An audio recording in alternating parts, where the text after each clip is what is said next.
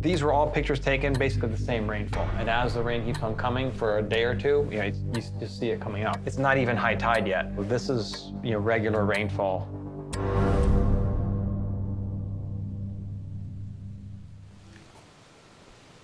Luckily for me, this house was built in the 80s, and it was built to the new code. So you see the house is elevated. The first living floor allowed here on this street is 13 feet, and the road's at 3. Over the years, I've raised the house, the driveway up. There used to be 4 steps here, and I've raised the driveway up. This is one of the first plats in Miami. So this street was platted in like 1923. Back then, everyone lived up on the ridge, and this was the first development where they put people down on the bottom.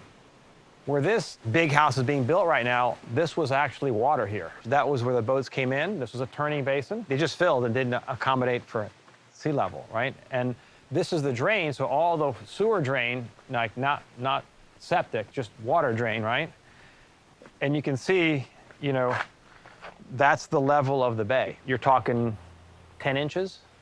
I'll have to check what the tide is right now. When the tide is high, the water's at level. But our regular tide now basically fills this. So if you have any additional water runoff, you've got no place to go, right? South Florida was targeted as being the #1 place in the world for economic impact due to flooding. There are really 2 businesses here of any significance. Tourism, which the communities derive a great source of income for building our infrastructure. And 2, it comes from property taxes. So development is a key factor in South Florida.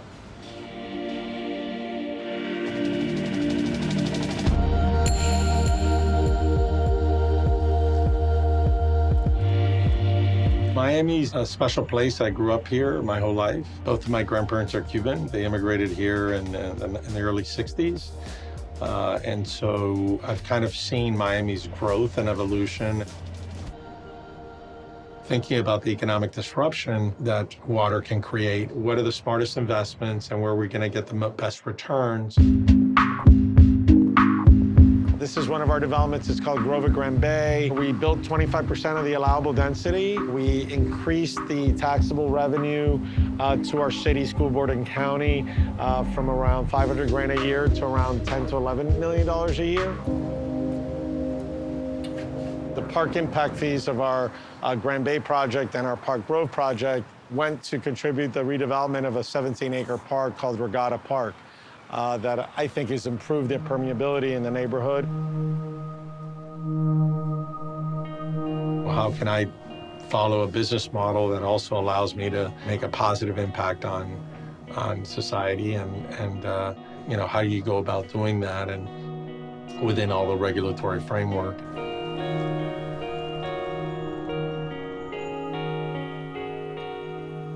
One of the approaches that is being taken is to say, hey, let's develop our way out of this problem. The land's value goes up, you can tax that value, you can harvest the taxes to build the infrastructure you need to elevate it and keep it dry. That would work, provided the sea level rise we're looking at is small and finite.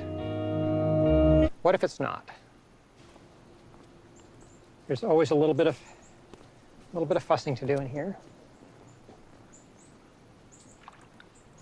Miami-Dade County has a median family income that's in the range of $45,000 or $46,000. That's very low for a metropolitan area. And that limits people's ability to weather a storm. Probably the best way to deal with climate inequity and risk is, pay people a living wage. They can start to take care of themselves. And that's when resilience begins to emerge. Right now, we do not have a resilient situation because we have so many people who are underpaid. We moved in here in 2003. This was a grassy backyard when we started. We re-landscaped, put in this pond and all the native vegetation you see. It's always important to put things back whenever you can. Plus, we like to swim in the pond.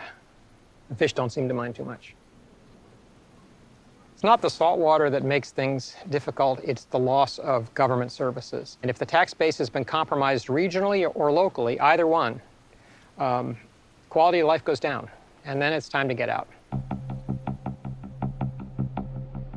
I'm not leaving. Like I said, I've been a resident of Miami Beach for 58 years.